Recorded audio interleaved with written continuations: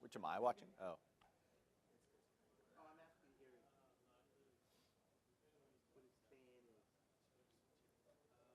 Okay.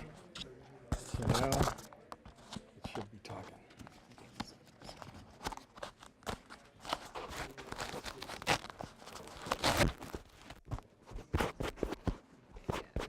Yeah, it's definitely hearing you. You okay now?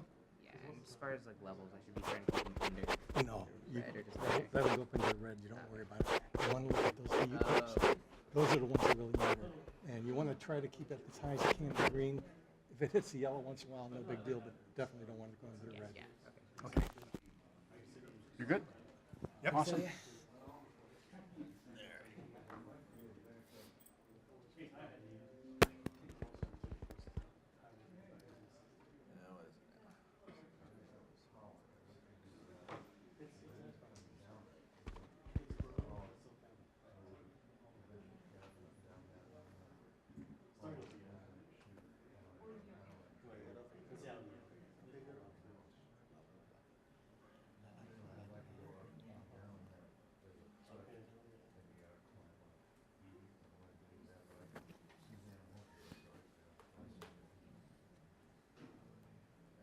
Can you speak real fast? Just test the mics.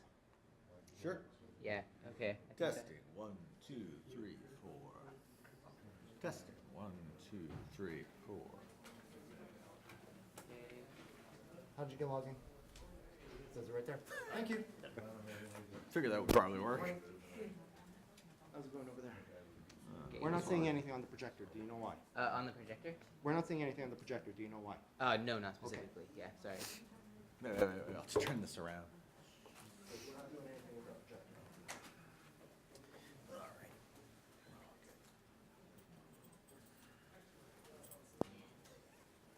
Robert. Yes. Hello. I'm sorry. Well, I was serious today. Not sure. For what? I accidentally hit that when I was putting my phone away. Yeah, we had that. And Get then, your apologies out to hand everybody in the room. Yeah, that's what I you did. did. do. Yeah, because she But you two are very familiar. I'm here. Oh, yeah. Oh, yeah. Better Would today. you like to be our, Yeah. would you like to introduce our speaker? Oh, God, yes. Oh. Are you around, please? Can I have an hour or two? Stand here.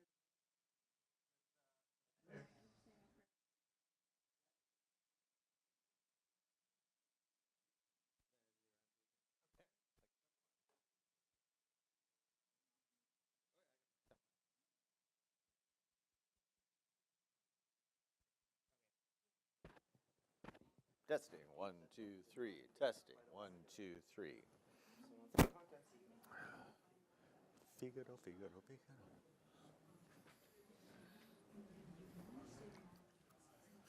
I am taller than a mouse. Okay, so what do you want me to say?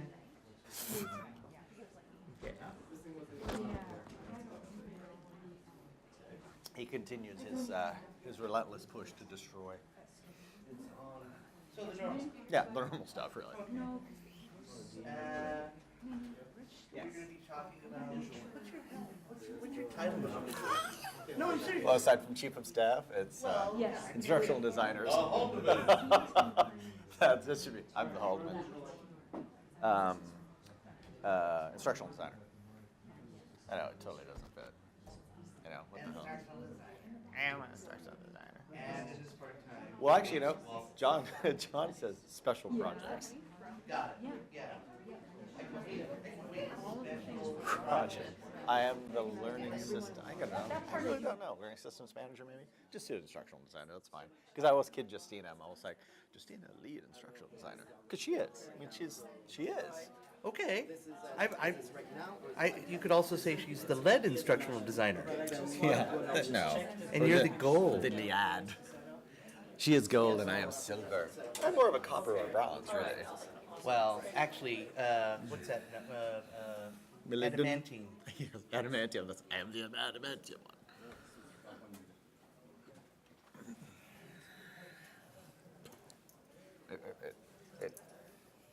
Let me check what time the train's coming. Oh. It's actually a train God, watch. I hope you pulled that out of your pocket. It did. Good. Yeah. All right. The pocket I had sewn into my stomach. Ah, I thought so. No, it's actually a train. It is a train watch. It's Yes, a Russian I know, train I know, watch. I know. Look at that. From Oh, Russia. wow, that Isn't is that cool? neat. No, that's very neat. Yeah. It's a Molnisha from Russia. So you're the speaker for the first thing? I am. Okay, awesome. Yeah, so you have this if you have like questions or something you talk to the audience. Sure. And then they can actually be heard. You didn't say hi to me. I'm the boy one. Oh, wait. Robert. Fine. Alrighty. Wait, I'm ready. Boom. Speaker's cube. There we go.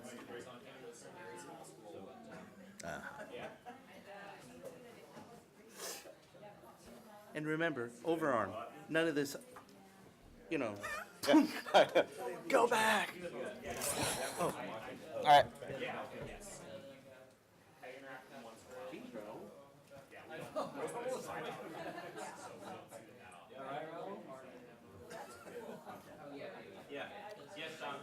Just so you guys know, I'm going to be squeezing in behind you after I finish introducing this guy. Don, they got it. Okay. We're good.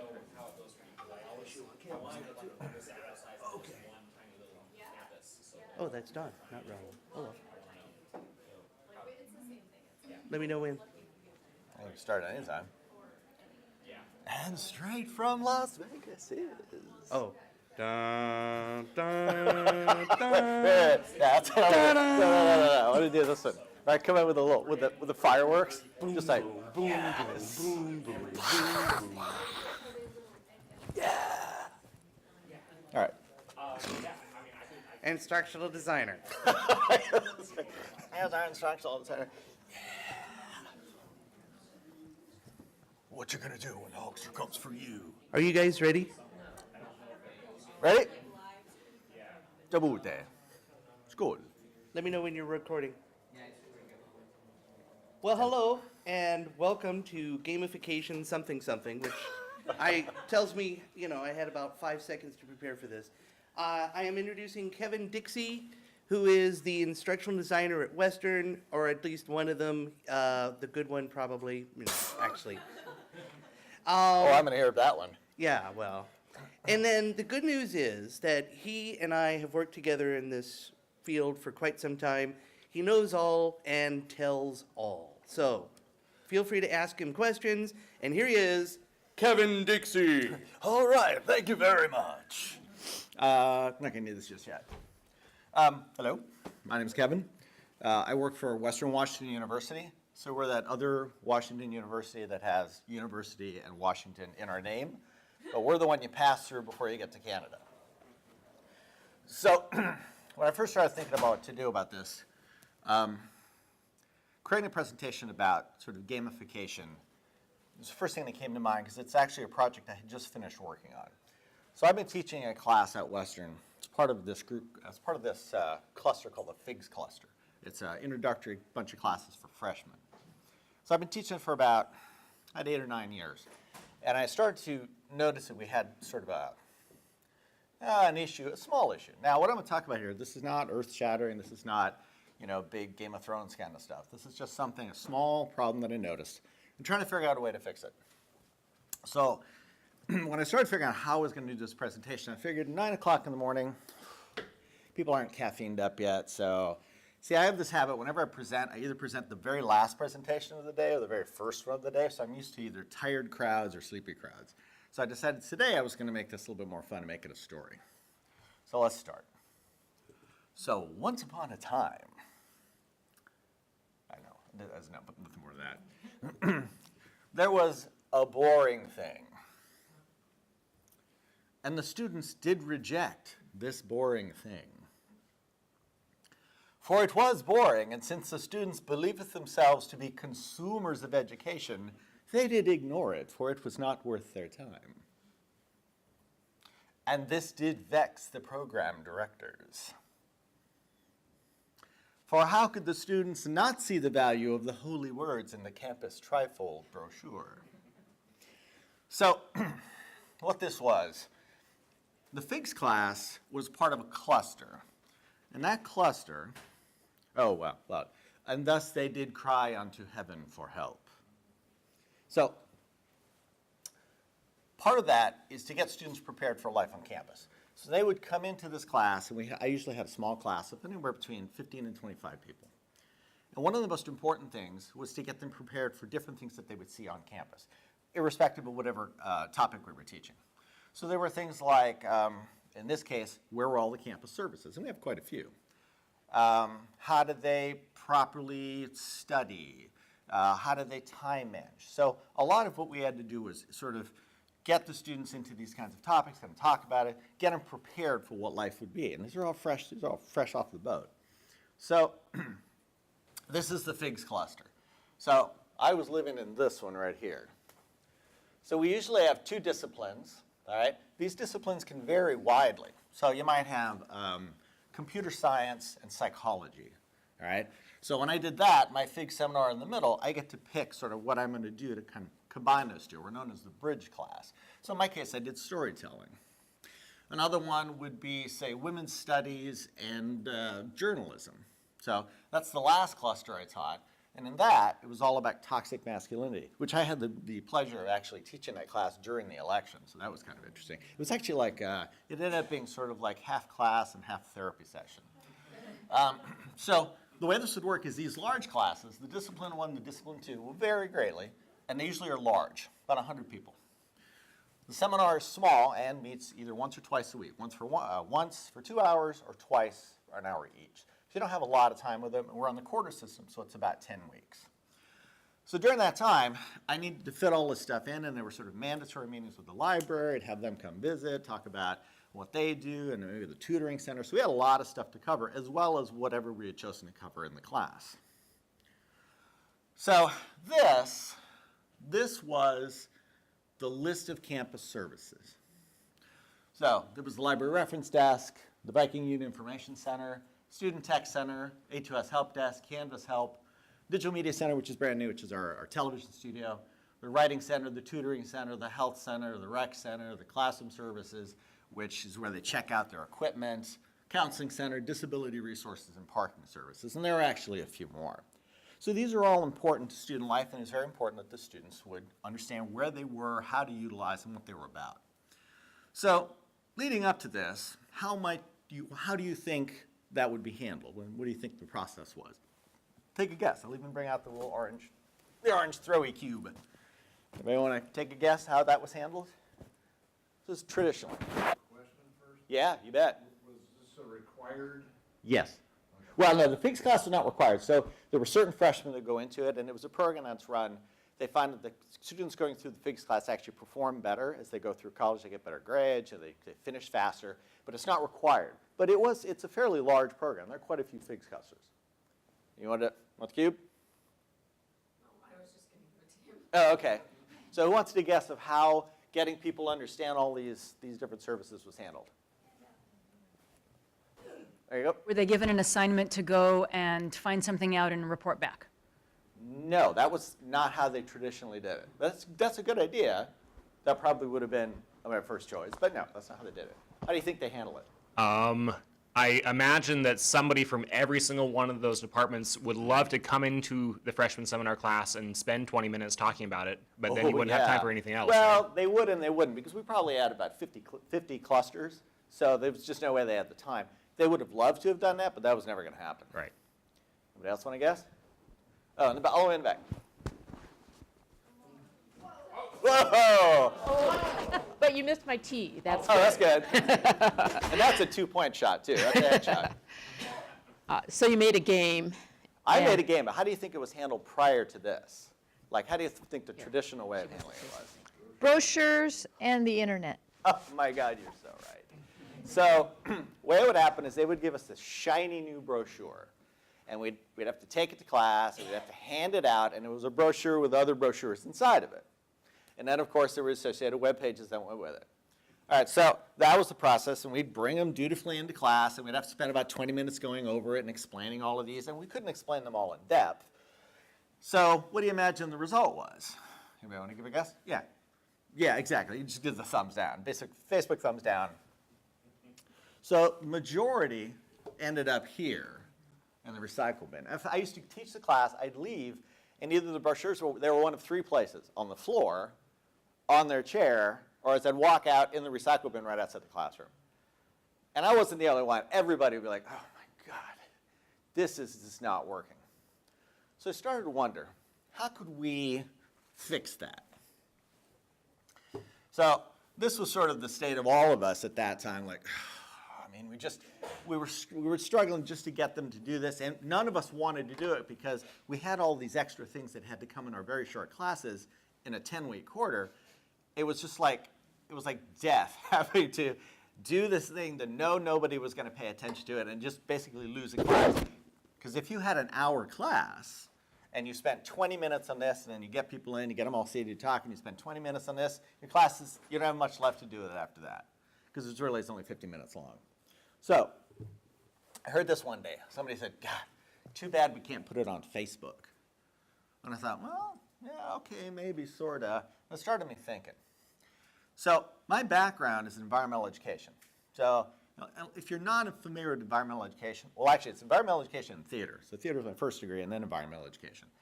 Environmental education is that thing that you see lots of kids standing around the park with fish hats trying to figure out which fish goes up the fish ladder first. We're big on games. I mean, pretty much everything we did in EE was games. So I started to think back to that. So then came this idea of gamification. The idea of gamification is probably a lot of you have either heard of or think about, which is the application of typical game playing elements. But when I went down that path and I looked at some examples of gamification, let's say I didn't come back super impressed by it. How many of you have either tried it or seen examples that you just thought, great, where's the cue? Anybody have a particularly disappointing version that they maybe ran into?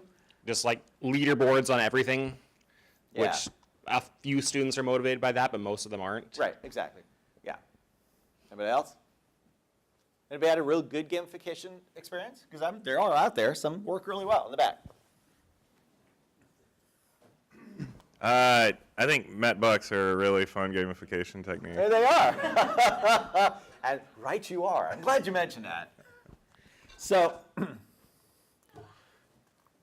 Man, this is rough. Jeopardy-style games are a lot of fun. yeah, they are. They are. Unfortunately, this was the reaction you get a lot of times from the student, and actually from a lot of the faculty when you start mentioning gamification. All right? It's like, oh my God. So I started looking at corporate gamification as well. Now, some work well and some don't. So I don't know if any of you know of the Lyft, Zappos, and Marriott attempts. So Lyft was pretty interesting. So they offered badging. Actually, both Lyft and Zappos offered badging. Lyft's badging was really strange because you would take a ride, say, I don't know, you went someplace on a Friday. So you'd get a badge for Friday travel, which was sort of like, why do I need the badge for Friday travel? Are you like, how many of you have ever had to go take a ride to the airport early in the morning? Yeah, I'm sure. So it took one early in the morning. Suddenly I get this badge of like, you're an early traveler. Take another trip from 3 and 4 in the morning and earn a badge. So it wasn't really motivating me to sort of go in and use that. It was just sort of this nonsensical badging for badging's sake. And badging is one of those things, like gamification, I think has a lot of baggage it has to deal with. So Zappos is the same way. Zappos is even better because Zappos offered badges, but they didn't tell you what the badges were for. They just didn't explicably show up in your account. So you would see them and you'd be like, what the hell are these badges for? And you'd look at the pictures, you couldn't figure it out. You had no idea what it was, but they were awarding them to you. Now, Marriott went a step further. Marriott decided to make their own game. So Marriott's really exciting game was you were the kitchen manager at a Marriott, and you had to buy lettuce. You know, and you didn't even get to shoot the lettuce or blow the lettuce up. You just had to buy the lettuce and make sure it was clean, and then you had to go through and make sure the stove was clean. I mean, at some level, I get what they were trying to do. It was a dismal failure. Now, Dropbox, on the other hand, did a really simple bit of gamification. And it's elegant and it works well. They give you a certain amount of free storage. What do you do to get more storage? You get more people. You refer people and boom, you get awarded for the free storage. But I also started to think about that. So Jay McGonigal in Reality is Broken says that 4 traits shared by games are goal, rules, feedback system, and voluntary participation. Now, there's also things like game mechanics, gameplay, in-game currencies. There's a lot of things that constitute a game. But I started to feel like one of the problems we face when we look at gamification is that we try too hard. We're like, oh, I like Marriott trying to make their kitchen lettuce washing game. They're trying to make a game. They're trying to do that. Well, making a game. I worked for a design company I owned a media design company for 10 years, and we did some games. That's a very different and difficult proposition, and there's an art form to making a good game. So in a way, I started looking at this, and I thought, well, I don't necessarily need all of those, but I could use some of those and kind of push myself in that direction. So right across the top, right at first, I dropped voluntary participation. Why? Because it's a class and it's an assignment, so you don't get voluntary participation. But I could use the other ones, goal, rules, and feedback system. So then my son popped up. This is my son, Julian, age 14. And I was looking at some examples, and he just looked over my shoulder and said, I think there's not enough game and way too much ification here. And he's completely right. And I was thinking, yeah, these things are boring. Because who plays games here? Anybody play games? Let's raise hands. And you play games for what reason? Because they're fun, right? You don't sit down and go, wow, I'm going to play this game where I change my shoes every day. Why? Because this is a blast. No, we don't. We want the games to interest us, to get our attention, all right? So this is the expectation. Because remember who we're dealing with. We're dealing with college students, all right, fresh out of high school. So my son, very savvy gamer, very savvy with media, much more savvy than I am. And I've been in technology since the early 80s, all right? I traded my first car for my first computer. So I've been doing this a long time. This is what the expectation is. Oftentimes what we deliver is that. Remember Pathways to Darkness? All right, and this is even the updated version in color. I had the black and white version where have your list of things that you're going to collect. So oftentimes what we do is our attempts at gamification end up going down this path, right? So I started to think, how can I bridge that somehow? So I'll tell you a little story. The Adidas Stan Smith. So when I was in high school, this shoe was the shoe that everybody wanted. I see some people nodding because you know what I'm talking about. So I lived in Southern California at the time, and this was what made you cool.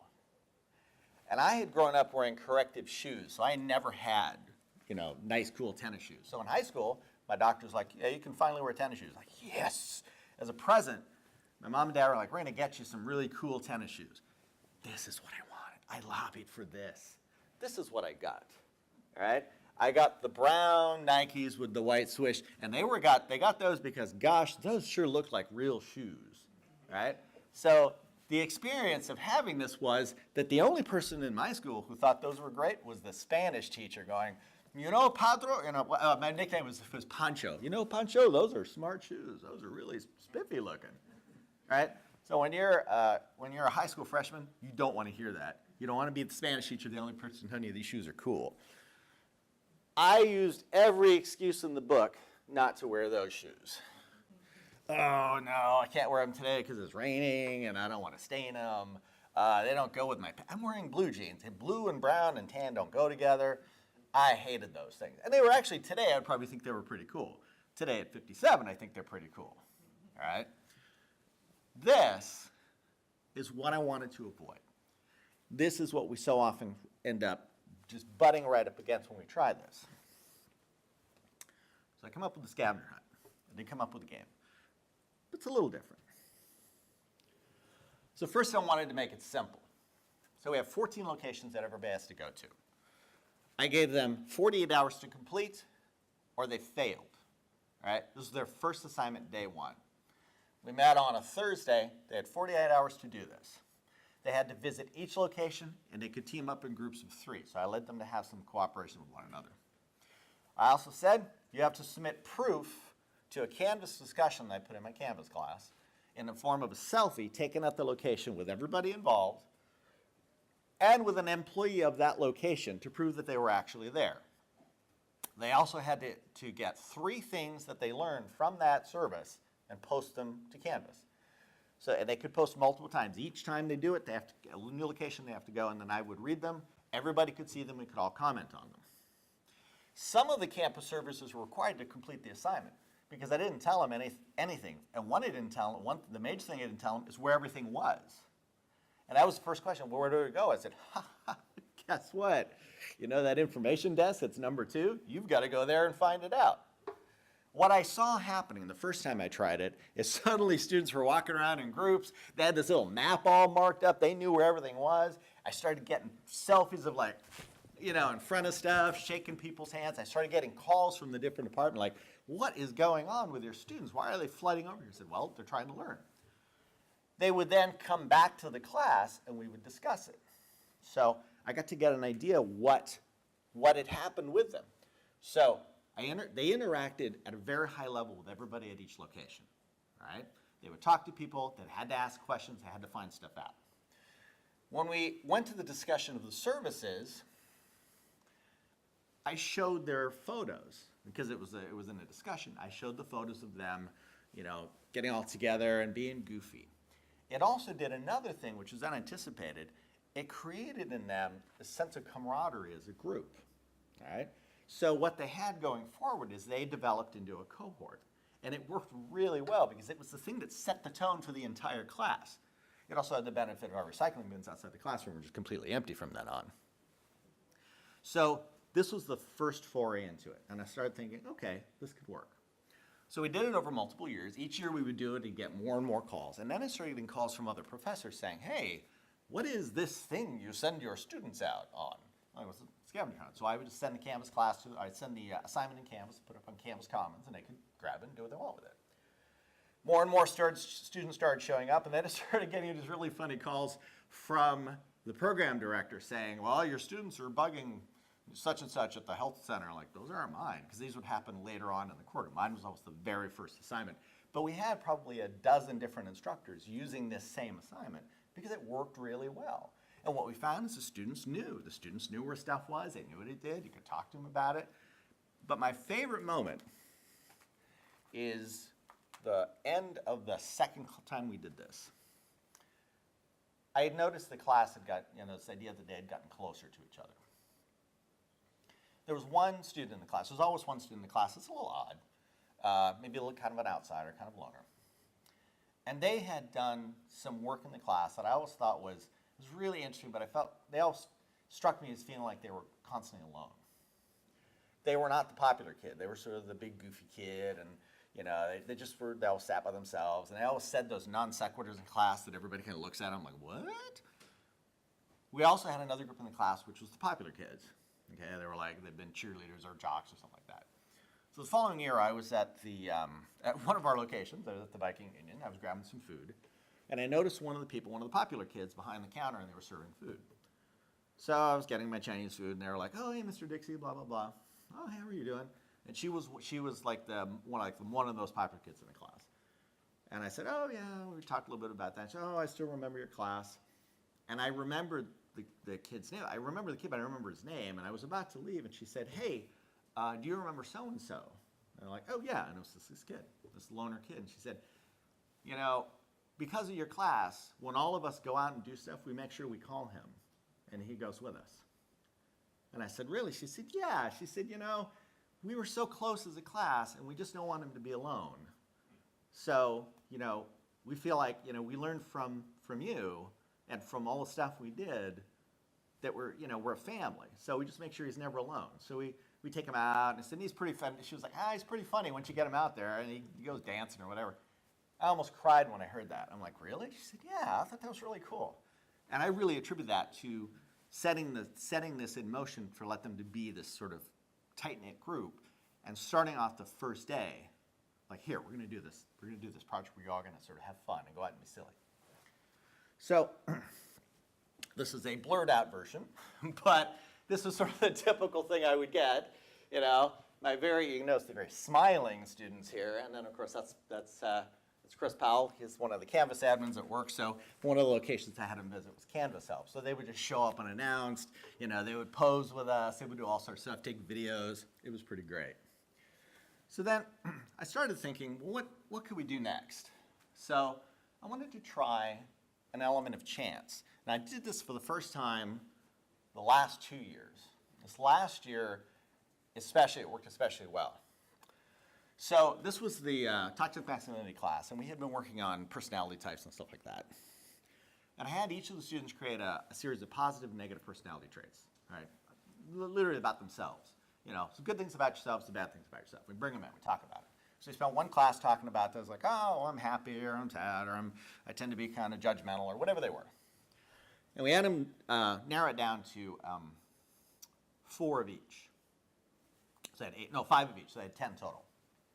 So we discussed them, and each one of them kind of fleshed out what these characters would be like, kind of made sort of a cardboard cutout. We actually had this character we'd put on the wall, and we gave it a name, and then we'd tape the personality traits up, and we'd figure out what that person was like.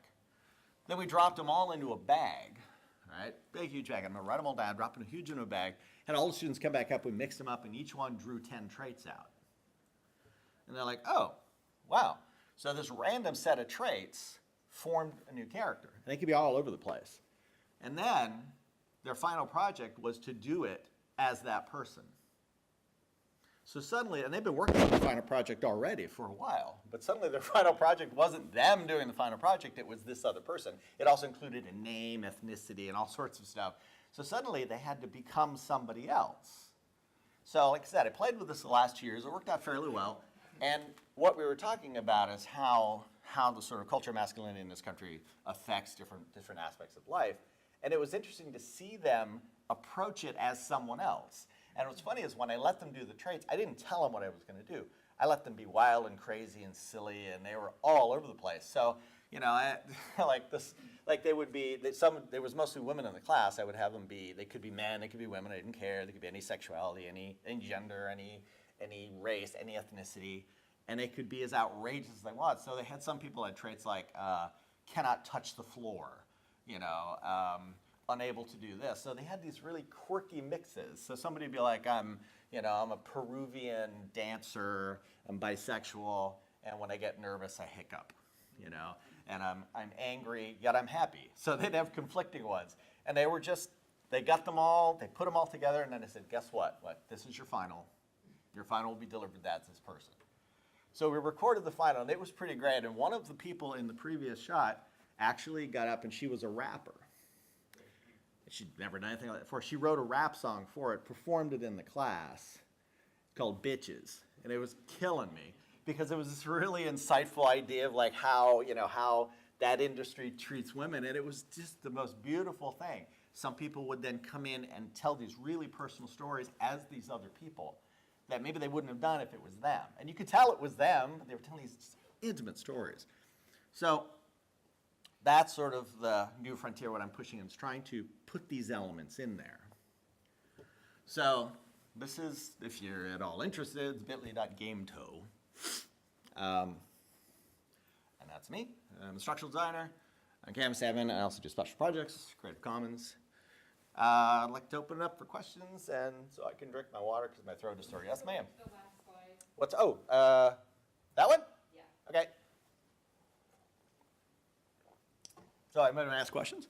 I know I didn't go the whole hour because I asked for a 30-minute. Do you want to give me the orange? Yes. Anybody? Oh, seriously? Okay, you're boring. I'm out of here. Yes. Here. How can you gamify a training module for faculty members without giving them stipend? You know, that's a good point, because we run it, so as an instructional designer, I run it that all the time, trying to get faculty to come in and do training. And yeah, they won't do it unless you pay them. All right, that's really the number one thing. It's tough because there's no forcing them to do it. See, in my case, the students had to be there. It was imposed upon them. So what I was trying to do is just to make it interesting and fun for them, thinking that aspect of it would get them engaged, and it did. And increased engagement went through the roof. For faculty, it's a little different because faculty are two things. They get a little jaded about stuff. You know, they're not really sure they want to do all this kind of stuff, and they, rightfully so, they're busy. You know, so they feel like, well, my time is just, you know, so important. I don't know. That's for it. I don't know that I could gamify something. We've done some faculty training where I challenge them. So I use some of the environmental ed techniques where I'll challenge them when we're teaching to do something together, more sort of cooperative stuff. Hard to get them to sort of just let loose. So one thing that's nice about college students is they'll just be completely free and goofy. Just give them a chance. It's like you give them the opening to be a child, and they will be a child. Adults are a lot more guarded. I usually have that one faculty member who will. They're like fresh out of school, and they're like, yeah, I'm going to do this. But the rest are like, no. So, yeah, I wish I had a good answer for you. Let me know. Okay, I will. Yeah, I'll just call you up one day like, hello, I figured it out. Oh, can we pass it back there? One thing we've done that I would say can be moderately successful with gamification for faculty is if you have an event anyway like this, and then you do something like the Met Bucks. We've done something with, it's like little rewards, but you can target what you want them to do. So what we've learned to focus on is engagement, getting them to talk to one another across disciplines, or, it's like talk to someone from another department or share an idea, or, and then they can get stamps for that, and then they can get, you different prizes, and it kind of goes up in levels. So, and it's surprisingly, some people get really competitive, and they really want to finish that, get everything. And I think that what we've ended up with is some people do a little bit more than they would have otherwise if there hadn't been that little bit of an incentive. It's also easier if you don't have them around students. Because faculty don't want to cut loose around students. They just absolutely won't do it. If they're around each other, they will. But around students, they want to maintain this, like, well, I'm faculty. I get that. I mean, but it is much more difficult. But yeah, that's a great idea. I can, yeah. Anybody else? All right, so how many semesters have you been doing this as an exercise? Doing this? Yeah. The 4 years as for doing the scavenger hunt, and then 2 years doing this last one. I added it to it in the last 2. So the first 5 years, we were handing out the brochures, and it was just intolerable. It just got to a point where I just couldn't stand it anymore, and I wasn't doing it. So I thought, okay, I've got to do this. Let's figure out a better way to do it. So do you feel that what you're doing right now is pretty polished and you'll keep it the same, or is there something new that you want to add to it? Yeah, there are some changes I'd like to make. I'm no longer teaching in the FIGS program. I actually left that because I'm working on a different curriculum. I just didn't have the time anymore. I'm working on a curriculum called the Empowering Series, where we're trying to get people to understand what the basic sort of essential tech skills you need, especially in today's world with security issues and all that kind of thing. So I'm trying to use the same kind of principles that I was sort of piloting here in that to make it fun and interesting, because while I'm making it essentially for well, I'm not really making it for faculty. I'm making it for everybody, but I want students to be really interested in it. But I have been working with some groups trying to infuse some of this sort of lightheartedness into some of the video work we do too. Like looking at stuff saying, oh, well, this is interesting, but it's boring as dirt. That's me, who's this targeted to? Trying to sort of reach into the kind of reservoirs of creativity that you see, like in programming that's aimed at sort of, young kids and college students. I would say my scavenger hunt's pretty polished. I think that one, other people are using it now, and I'm free to let it go. This one right here, the last one, still working out the kinks, because there's some weird bits about it, like, okay, I'll change this. And every year I kind of noodle with it. But yeah, the scavenger hunt I'm pretty happy with. Okay. And hopefully I can make the Empowering Series even more fun. And so that one's going to be a little bit different structure, but yeah. So what are fingers crossed. Maybe some of the things you did in the beginning that you immediately changed? I'll tell you one is I didn't tell them they had to limit it to only the maximum of 3 people per group. First year I had like 25 people, and I had 23 in one group, and I'm like, no, do that over. There was that. And the first year I didn't have the stick of you're going to fail. Now the funny thing is the class is worth the assignment's worth 100 points. What nobody noticed is I put it in its own assignment group in Canvas worth 0 points. It's not really worth anything. I should tell them that. And of course I never checked. But yeah, I had it worth like 2 points, and it's like they did it, but it didn't really kick off until I made it 100 points. And the other thing is when I did the time limit, first I had my class met on Tuesday, Thursday, so I had it done Tuesday and it had to be done by Thursday, and it was sort of la la la, we'll get it done. I did the last one, I started it, I told them on Thursday, but opened it up on Friday. So a lot of stuff was closed. So I had this extra level of, oh, by the way, everything closed. And also the first year I gave them a map where everything was. I stopped doing that right away because I found that when they had to go find stuff, it was much more effective. So 2 years ago I did the whole I'm not telling you where anything is. That's when I had the idea, oh, go to the information desk. And yeah, that worked great. So then they go to the information desk, they go to the student tech center because here's the funny thing, students, about half of them don't know how to get a picture off their phone to something else. So I just went through and figured out what those were those first 2 years and then made them go figure it out. So it adds this little extra sort of urgency to it because the clock is ticking. They're not going to be able to get everything. They're like, oh, crap, how do I get this off the phone? Student tech center. Where is that? Got to go to the information center to find it. So it really became urgent. And that's when it really kicked in. And I think those were the ones that dropped right away. Like, okay, those didn't work. Let's try it another way. Okay. Oh, there was one other one, too. Oh, go ahead. Oh, the one other one is that, the first year I didn't tell them not to bother people. So I was getting the calls first year, like the doctors at the health center, like, what is wrong with you? And the police, oh my God. They went to the university police, and they were taking photographs of the outside of the police station. Yeah, the cops weren't happy with that. So that I stopped there right away and said, okay, don't take pictures of the cops at the police station. So they go into the police station and they talk to them. And that works great. Because it's funny, when they go in and ask, people are like, oh, we're happy to talk to them. But yeah, when you're out there with your phone, whew, down on the ground. Yeah, so I had a couple students go, wow, the police were really upset with me. I'm like, oh, sorry. So that first year I got a lot of phone calls like, what the hell are you doing? Oh, it was over here somewhere. Yeah, pay attention. I can do it. There you go. So when you found out that other faculty were using your model and they weren't necessarily using all the rules that you had come up with or all the tricks you had come up with, Yep. and they were sending people off and getting in trouble, how did you work with those other faculty? Or did you work? What I did is I updated, so I put it in Canvas Commons, and I updated it with some additional instructions. And then whenever I'd get a call, usually the program director would call me and say, hey, why are your kids doing this? And I'd say, well, not me. Then they would call back and say, oh, I'm so sorry, it's not you. I would just explain, well, they have to do this, this, and this. So I'd update the Canvas thing. I offered to talk to them. I said, I can want to present about it? I could. They never asked me to. So I just kept updating the Canvas thing with more explicit directions on how to do it. And that worked fine. The other side of it is that, it's going to sound bad, didn't really care, because I think everybody's going to reach their own level.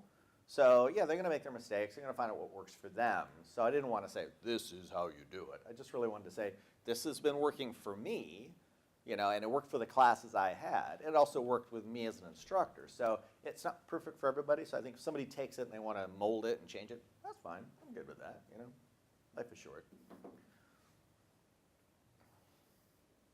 In the back. Oh, geez. Can you make that? Here, I don't think I could do this in one. Relay. There you go.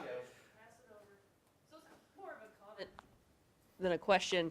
We do a similar thing we have a SD 107 that's for all incoming freshmen. So we do a similar thing. We do a scavenger hunt. And one thing that the instructors do is they actually email or contact the departments every semester that they're going to be sending the kids to give them a heads up. And I'm from e-learning, so we're one of those departments where the kids show up and do the selfies and all of that. And so we kind of have an idea of when they're coming so that we have somebody there for them because they're on a timeline too. Right. So if you do implement something like this, if you're a small enough campus where you can give those departments a heads up, it's just kind of nice. But at the same time, they are student services departments, and so they should be prepared to receive students, whether it's a group of 25 coming to take a selfie or just a couple of them. But yeah, my first year I called everybody, and then I stopped with that same idea. It's like, Right. well, you are a service department. Right.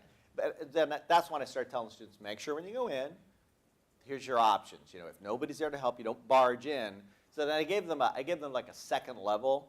They could, if they didn't get the selfie, they had to bring back an artifact Like a brochure from or the something, place. right? Yeah. Actually, Yeah. somebody stole something one time. Like, take this back. You said an artifact. I didn't mean the Yeah. desk pen. Yeah. Yeah. So no, I meant a brochure. Yeah. But we yeah, give out a lot of pens that way, and then our brochures. So Yeah, it's yeah, great yeah, for yeah. us because it's Name like, tags, here's the Blackboard signs. Help Center stuff, and yeah. so But it's good. overall, I'm just glad that they know where the stuff is. Mm-hmm. Because I've actually had situations later in the quarter where we had some kids who they needed, one of them needed some help at the counseling center. So I saw what was going on. I approached him, and it was kind of cool. I'm like, oh, I know where it is. I kind of felt put down because they were just like, I know where this is, back off. But I could also understand, like, I've been there and I've talked to them already. Like, oh, okay. Then I had a little self-satisfied, like, but yeah, I just like having them. Hey, I just like having them experience that. And they reported a similar thing that you mentioned, where they felt more like a cohort through the rest of the semester, and they did better on all their other stuff. So Yeah. it's nice. Yeah. Anyone else? So how does that self-satisfied dance go again? Oh, it's like this. It's a little self-side dance. It's the fingers under the arms, like, it's like that. Yeah. Where'd it go? Oh, yeah. Have you ever had instances where students don't want to participate regardless of the other students in the group? Yeah, I did the second year, and it was, they were an older student, an older freshman. And I gave them the option to not do it. But I wanted something else. I said, well, I said, if you can go to the different locations and bring back some materials, so something more like, something less frivolous and silly. But what happened was, yes, but what happened is one of the students kind of overheard that, and they said, hey, why don't you come with us? So I was trying to dig him up. This older gentleman with these two freshmen, like, in front of these signs, so that was kind of cool. So I'm willing to work with whoever, and like I've had some students who are super shy, and I'll kind of look out for that, but I think allowing them to pair up in larger than just, one or two kind of helps. You can have the one shy person be with two other people less shy. But I've never had anybody just stop at cold like, no, I'm not going to do it. What's interesting to me about that is that it shows how many of us feel like, well, nobody's going to want to hang out with me. I mean, it's a really common human reaction. And It is. You broke that up with your... Yeah, and it was nice to see. It was really cool to see these kids from sort of diverse groups. Like one year I had computer science and what was the other one? Psychology. Very different group of kids. And mostly male from computer science. Oh, almost, yeah, I think it was two women in computer science. And then mostly women in the psychology group. So it was a funny mix. I remember I had this one kid who was very, very like the computer sciencey kid. I had to work all sorts of workarounds for all the assignments because he just had some learning things, and we worked around him. It was all good. But he ended up being paired. He was like the goth kid, the black hair and the goth kid and always the dour look. And he somehow ended up being paired with the most bubbly person in class, like, hey, come on, let's go. And it was just hilarious to see that mix. And he was looking sort of uncomfortable when he went everywhere with them. And it was two of them. It was this bubbly girl and this dude, this bro dude guy, like, oh, dude, let's do this. Yeah. Also had this, okay, I have to tell you a short story. It's tangential to this. So after the first time I did this and we had everybody sort of becoming a cohort, I had this one kid. Everybody has this kid. And he was the sweetest kid in the world. He was like a total bro. So he was like, oh, dude, mom, And we had done this little piece on Japanese men who have pictures of girls printed on pillows, and they like their pillow is their girlfriend, something like that. And this kid was just like, he stood up, it's like middle of the quarter, stands up and goes, I know what I want my final project to be. I'm like, what? And he goes, I'm going to go to Japan. And I had a picture of this guy up here, and I'd say at this point, the class was dealing with this kind of weird material, but because they were a cohort, they were kind of all dealing with it together and kind of talking to each other. And he stands up and goes, I'm going to go to Japan and find this dude. And the article was like 10 years old. And I'm like, really? Oh, yeah, I think his problem is he doesn't know how to hang with the honeys. And I didn't know what to do with that. I was like, what? And he was like, I'm going to go teach him, some better hair, some better clothes. Just like slide on in. And it was the weirdest moment of my entire career. I was like, what? And he's like, oh, totally. This is going to be my senior project. And I'm going to go and just make sure he finds a girlfriend. But what was great about it wasn't that, was the reaction of everybody else. Because I'm sitting up there like, what the hell? Everybody else was like, yeah, you do that. That's awesome. And so people were like, you know what? I can get you cheap tickets to Japan. My dad. And it was this funny sort of like, but the side benefits of doing something like this were, I think, greater than just learning where the stuff was. It was just seeing them come together, And I see a lot of them now, years later, they come up, have people come to me and say, oh, check this out, you know. And one can come back to me, he was producing music videos. And he had this book, and I said, what's this? He goes, oh, it's from the class. And he showed it to me. I said, what is this? He goes, oh, these are things we talked about in class. He had this book he kept with him. And he goes, oh, yeah, I use it as inspiration. Here's pictures of the people in the class. So I think it's the bringing them together, which is really the most, I think, the best thing about it. So anyway, I thought I'm done. So.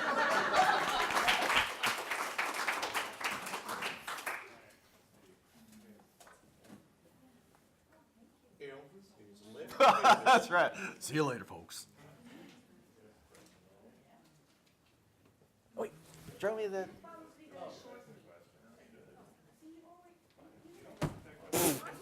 What are you, Johnny Unitas all of a sudden? What, I got it. I like the thumb it made. Yeah, that was nice. All right, I got to log out of this.